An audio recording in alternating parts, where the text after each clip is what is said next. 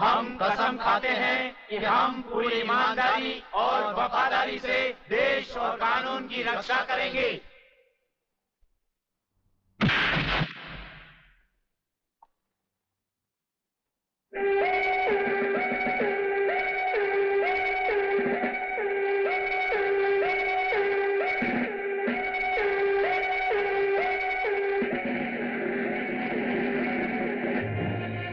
इन नंगों की बारात में ये वर्दी वाला दूल्हा नहीं जाएगा वागले।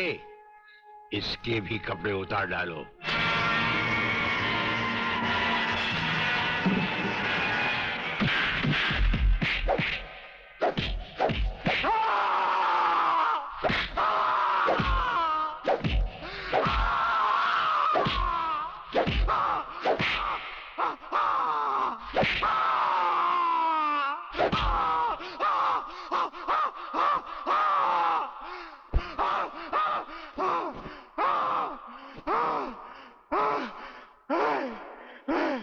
सच कह रहा हूं, मैं बेकसूर हूं। प्रलयनाथ के बारे में मैं कुछ नहीं जानता। बेहोश होने से पहले 3 बार, होश में आने के बाद 3 बार तेरा इसी तरह इलाज करता रहूंगा।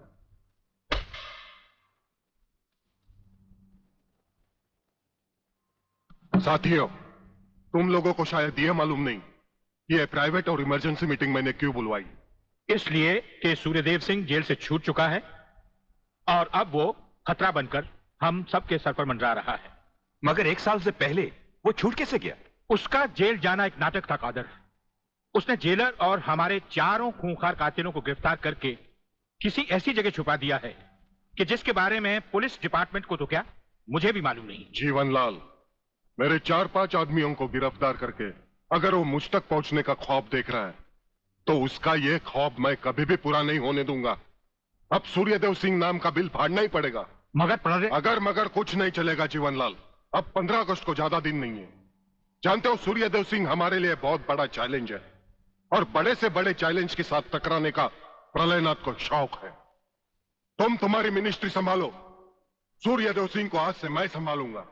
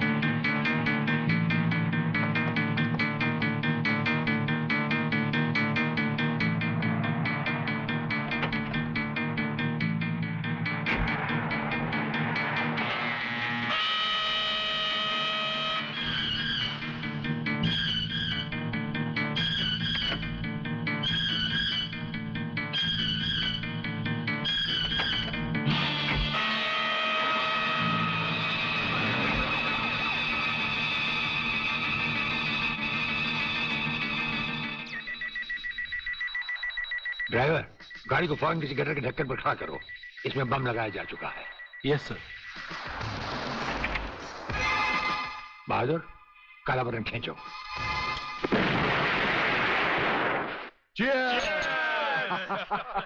पियो, आज जी भर कर पी लो।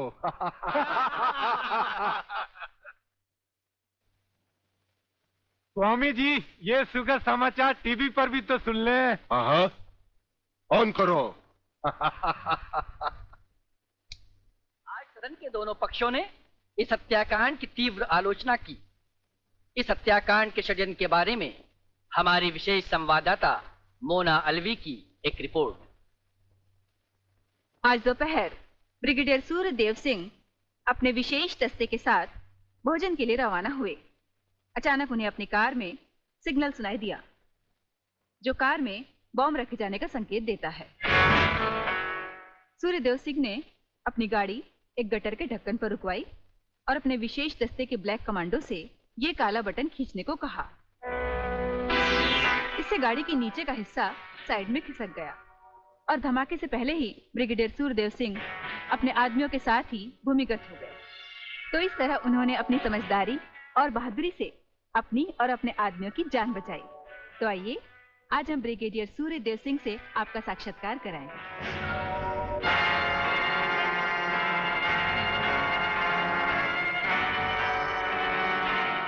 ब्रिगेडियर साहब, क्या आप हमें बताएंगे कि इस साजिश में किसका हाथ है?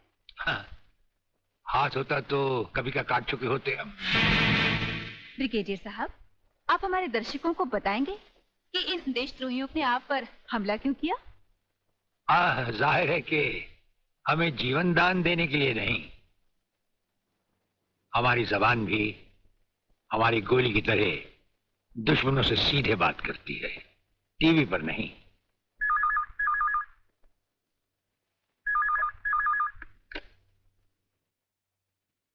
हेलो। ज्यादा आंखें फाड़ कर हमारा न्यूज देखोगे तो जल्दी अंधे हो जाओगे। ये समाचार देखने का नहीं, पैगाम सुनने का वक्त है। हेलो हेलो, तुम फोन कहां से कर रहे हो? तुम तो टीवी पर हो। हम टीवी पर भी हैं और हमारे घर पर भी। गेंडा स्वामी, ये टाइम बम का खेल हम तब से खेल रहे हैं जब तुम्हारे बाप दादा अपने बालों में खिजाब लगाते थे। याद रखना, तुमने सिर्फ एक टाइम बम फिट किया था जो हमारा बाल भी बैंका ना कर सका, मगर हमने तुम्हारी मौत के लिए इतने बम तैयार कर रखे हैं जो तुम्हें तो क्या, तुम्हारे पालतू कुत्तों को भी बचने का टाइम नहीं देंगे। ब्रिगेडियर साहब, क्या आप उन देशद्रोहियों को कोई पैगाम देना चाहेंगे? पैगाम? हमारा पैगाम तो उन तक पहुंच चुका है। हम आपको यकीन दिलाते हैं कि हमें जिंदा देखकर वो अपनी टीवी तोड़ डालेंगे। अबे साले! सर, ये क्या है? इतनी देर से गाड़ी चली जा रही है, आप खामोश बैठे हैं, बता नहीं रहे हम कहां जा रहे हैं, कौन से मिशन पे जा रहे हैं? मिशन है हमारा जन्मदिन। अरे, हमारी राजपूताना रेजिमेंट हमसे बहुत प्यार करती है वागले, और वहां के कुछ जूनियर और सीनियर अफसर मिलकर हमारे जन्मदिन को बड़े शौक से मनाते हैं। वो रेजिमेंट कहीं भी हो, हमें वहां जाना होता है, और साल में एक दिन जिंदगी के गम और फर्ज भुलाकर उस रात हम नाचते हैं, गाते हैं और सरूर में झूमते हैं। Very good, very good. लेकिन सर, मैंने आज तक इस बला को मुंह से नहीं लगाया। हाँ वागले, लेकिन आज हमारे साथ पहली बार तुम इस बला को मुंह से लगाओगे और चूमोगे भी, और फिर हमारे साथ गाओगे, नाचोगे। सर, नाचने गाने की बात तो ठीक है, लेकिन कहीं मैं पी के लुढ़क गया तो? अरे वागले, ये कंधे किस लिए हैं? अरे तू काय को उछल रही है? आ गया रे। अरे जब किधर? दर्जी सीने को भूल गया क्या? है।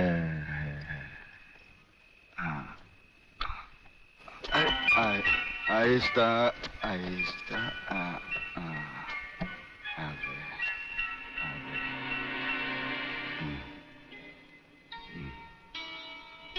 अरे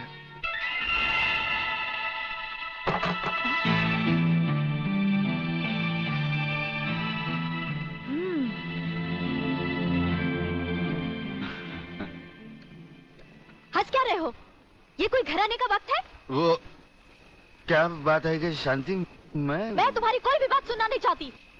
भूल गए? आज तुमने कहा था कि घर से खाना बना कर लाना, हम लोग साथ में खाना खाएंगे, और आ रहे हो अब? वो बात अपने जानी है ना, जानी। ये क्या? तुमने दारू पी रखी है? तुम दारू भी पीते हो? वो बात ये है कि शांति, अरे तेरे झुमके कितने मोटे। खबरदार अगर मुझे छुआ तो।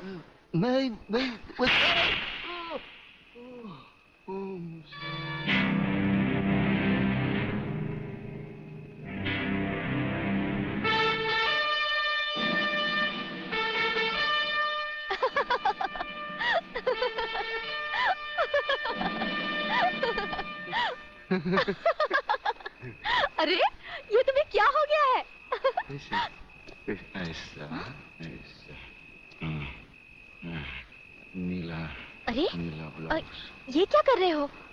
मैं हूँ शांति। शांति, शांति, तुम्हारे हाथ बहुत खूबसूरत है। इन्हें गलत जगह मत उठाओ, मैले हो जाएंगे। अच्छा, तो तुमने जागते हुए कोई ख्वाब देखा? कहीं ये तो नहीं देखा कि मैंने तुम्हें थप्पड़ मारा?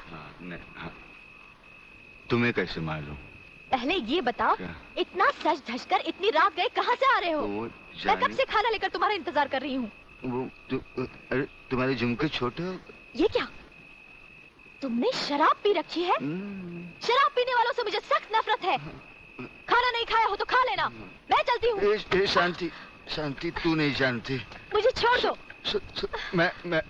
मैं कभी शराब नहीं पीता। वो ब्रिगेडियर साहब है ना, उन्होंने पहले मुझे कसम खिलाई, फिर शराब पिलाई।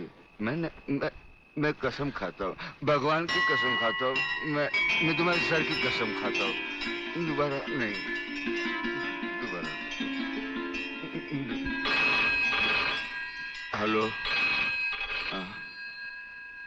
इधर तू बचता है, उधर वो बचती है। हेलो, नमस्कार। हाँ बोलो खबरीलाल, क्या समाचार है? दोस्त।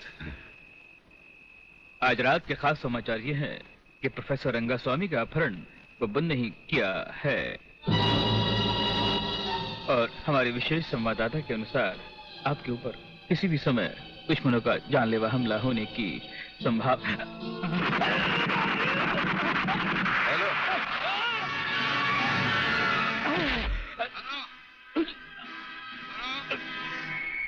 खबरीलाल के अंतिम समाचार समाप्त हुए। हेलो, हेलो,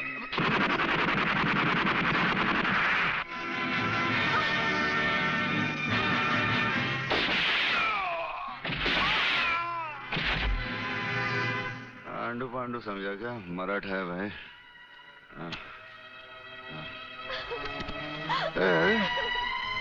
चल चल चल, खाना लगा, चल खाना लगा, चल खाना लगा। गुदगुदी होते हैं।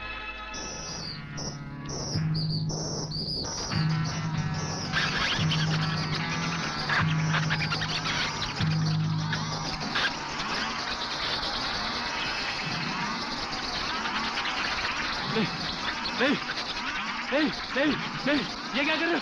नहीं, नहीं, नहीं, नहीं, नहीं, नहीं, नहीं,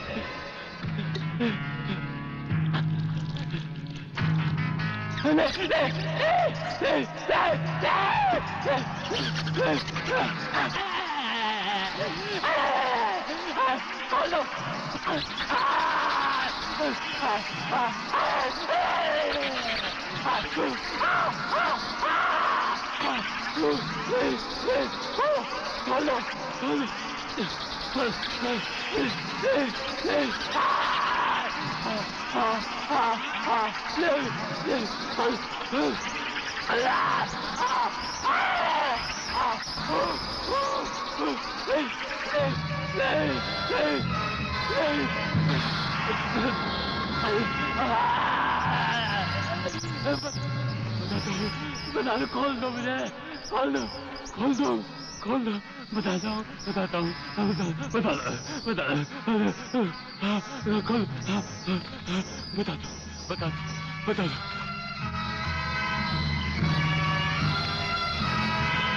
प्रोफेसर रंगास्वामी प्रलयनाथ के कब्जे में है। आखिर बबन ने मुंह खोल दिया। 1 मिनट सर। सर, दिल्ली से होम मिनिस्टर चौधरी आपसे बात करना चाहते हैं, हॉटलाइन पर। बात कीजिए सर। नमस्कार मंत्री साहब। नमस्कार। देखिए, कल एयर फ्रांस की फ्लाइट से प्रोफेसर खुराना फ्रांस से पहुंच रहे हैं। आपने उन्हें देखा भी है और उन्हें अच्छी तरह से जानते भी हैं। दुश्मन की नजर भी उन पर होगी, इसीलिए उन्हें एयरपोर्ट से रिसर्च सेंटर तक पहुंचाने की जिम्मेदारी मैं आपको सौंप रहा हूं। ये एक बहुत ही कॉन्फिडेंशियल मामला है। कॉन्फिडेंशियल मामला तो मैं जान चुका हूं। ब्रिगेडियर, आप देखना प्रोफेसर खुराना कहां पहुंचता है। मगर प्रलयनाथ, ये नामुमकिन है। मंत्री होने के नाते तुम्हारे लिए यह काम बहुत आसान है जीवनलाल। तुम एयरपोर्ट के किसी भी हिस्से से ब्रिगेडियर की आंखों में धूल झोंककर उसे उठा सकते हो। मगर मैं तो प्रोफेसर को जानता तक नहीं और नहीं उसे देखा है। उसकी फिक्र तुम मत करो, मैंने बॉब को खबर कर दी है। हमारा विदेशी एजेंट फ्रांस से ही प्रोफेसर खुराना का पीछा साए की तरह करेगा और वही तुम्हें एयरपोर्ट पर प्रोफेसर खुराना को तुम्हारे हवाले करेगा। राधा, जब तक मैं तुम्हें दूसरे आदमी तक नहीं पहुंचा देता, यूं ही खामोशी से चलते रहना। एक लफ्ज भी बाहर निकाला तो साइलेंसर लगे रिवॉल्वर से कब गोली निकलकर तुम्हारे अंदर दाखिल हो जाएगी किसी को पता भी नहीं चलेगा।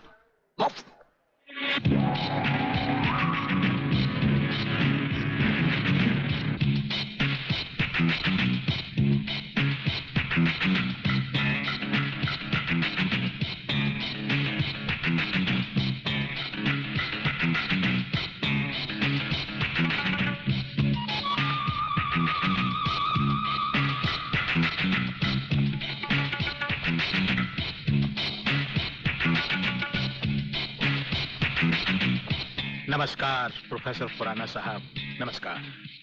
मेरा नाम जीवनलाल टंडेल है। मैं इस राज्य का मंत्री हूं। आपका स्वागत करने आया हूं।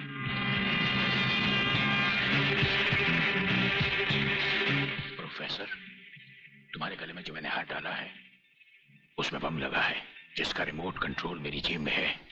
जरा भी होशियारी दिखाई तो तुम्हारे चीथड़े उड़ जाएंगे, समझे? खामोशी से मेरे साथ चलो। चलो आइए।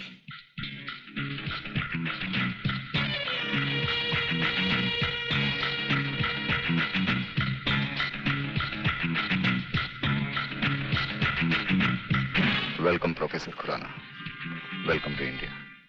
वाह जीवनलाल वाह, आज तुमने तो कमाल कर दिया। प्रोफेसर खुराना वो ब्रिगेडियर तो बेचारा एयरपोर्ट पर हाथ मलता ही रह गया और प्रोफेसर हमारे जाल में कबूतर की तरह फंस गया।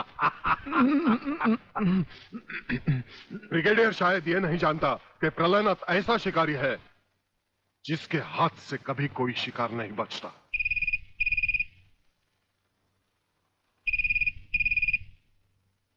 खोल दो इसे। हेलो। अंधे के हाथ बटेर लग जाए तो वो शिकारी नहीं बन जाता गेंडा स्वामी। जिसे तुम प्रोफेसर खुराना समझे बैठे हो वो दरअसल तुम्हारा अपना ही एजेंट है जो फ्रांस से प्रोफेसर खुराना का साई की तरह पीछा करता आ रहा है, समझे? प्रोफेसर तो वहां पहुंच चुके जहां उन्हें जाना था। मुझे माफ कर देना प्रलयनाथ जी, मैं प्रोफेसर खुराना नहीं, आप ही का एजेंट हूं। मगर हवाई जहाज में ही ब्रिगेडियर के कमांडो ने मुझे मजबूर कर दिया। प्रोफेसर ने गन पॉइंट पर मुझे जीवनलाल तक पहुंचाया। मैंने वहां भी कहना चाहा, लेकिन इन्होंने बम वाला हार मेरे गले में डाल दिया। मैं कुछ कहता तो वहीं जान से मारा जाता।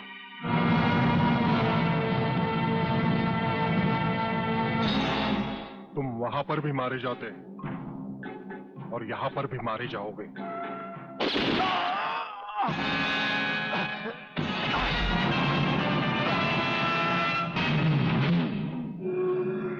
मैंने विदेशी एजेंट को तो सजा दे दी है ब्रिगेडियर, मगर प्रलयनाथ से ये दुश्मनी तुम्हें बहुत भारी पड़ेगी। जो भारी ना हो वो दुश्मनी ही क्या प्रलयनाथ। तो एक बात मेरी भी अपने कान में अच्छी तरह उतार लो ब्रिगेडियर। प्रोफेसर खुराना को अब चाहे दुनिया के किसी भी कोने में छुपा लो, मैं उसे हासिल करके ही रहूंगा। शेख चिल्ली की तरह दिन को सपने देखने छोड़ दो गेंडा स्वामी। हम आंखों से सुरमा नहीं चुराते, हम आंखें ही चुरा लेते हैं ताकि सुरमा लगाने की नौबत ही ना आए, और फिर तुम्हारा अंजाम वही होगा। ये आप क्या कह रहे हैं? बेईमानी न मेरे खून में है न डॉक्टरी पेशे में। डॉक्टरी पेशे की तो बात हम अभी करेंगे नहीं। डॉक्टर गुप्ता, इस वक्त बात है तुम्हारे सच और झूठ की। माथे पे आया हुआ पसीना पोछो और हमें राजा टंडेल की झूठी नहीं सच्ची रिपोर्ट की असलियत बताओ। झूठी रिपोर्ट? हाँ, जो रिश्वत लेकर तुमने बनाई और एक मामूली सी प्रेगनेंसी को एक खौफनाक रेप का केस बनाकर संजय और उसके दोनों साथियों को हवालात में पहुंचा दिया। ये सब झूठ है, आपको किसी ने गलत बताया है। चिल्लाने से झूठ नहीं छुपता डॉक्टर गुप्ता। हमें पहचानो, हमें ब्रिगेडियर सूर्यदेव सिंह कहा जाता है। हम मुर्दों से सच उगलवा लेते हैं, तुम तो फिलहाल जिंदा हो। सच सच कह डालो। आप समझते क्यों नहीं ब्रिगेडियर साहब? मैंने कोई गलत रिपोर्ट नहीं बनाई और न ही कोई रिश्वत ली है। फिर ये क्या है डैडी? ये देखिए,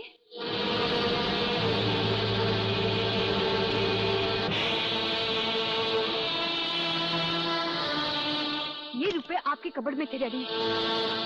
मैं समझी थी कि किसी को जीवन दान देने के लिए आप इसमें दवाइयां लाए हैं, पर ब्रिगेडियर साहब की बात सुनकर जब मैंने इसको खोलकर देखा तो पता लगा कि मेरे पिता मेरे लिए शादी का जोड़ा नहीं, कफन खरीदने के लिए रिश्वत का पैसा लाए हैं। संध्या। हाँ डैडी, जिस संजय चौहान को आपने सलाखों के पीछे पहुंचाया, मैं उसी से प्यार करती हूँ। अगर संजय को कुछ हो गया तो मैं जिंदा नहीं रहूंगी, मैं मर जाऊंगी। देखा डॉक्टर, हराम के पैसे का रंग। जिस पैसे से तुम अपनी बेटी की शादी बड़ी धूमधाम से करना चाहते थे, वही पैसा अब उसी बेटी का सुहाग छीन सकता है। अब भी वक्त है डॉक्टर, सब कुछ सच सच कह दो।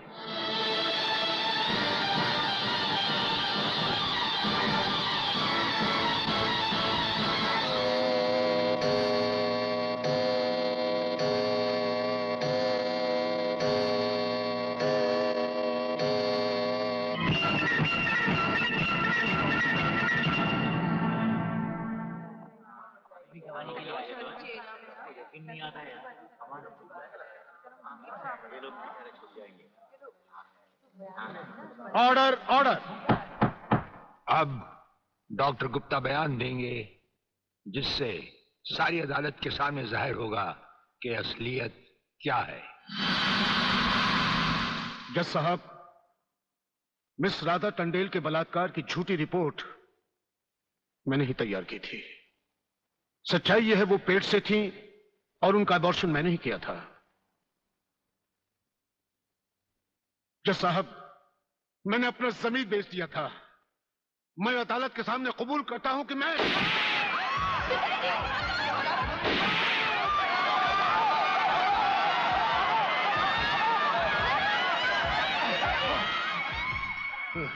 बेटे। जज साहब, रिश्वत लेकर वो झूठी रिपोर्ट वो मैंने ही तैयार की थी। वो लड़के निर्दोष। पिताजी, नहीं, ये नहीं हो सकता।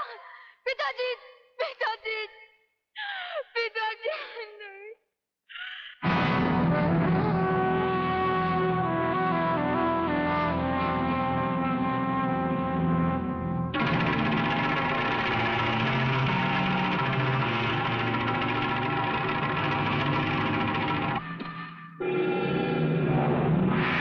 राजन मेरे चश्मदीद गवाह और उसके दोस्तों की आज कोर्ट से रिहाई हो चुकी। मैं चाहता हूं उन तीनों की इस दुनिया से भी रिहाई कर दूं। कल ही रक्षाबंधन के दिन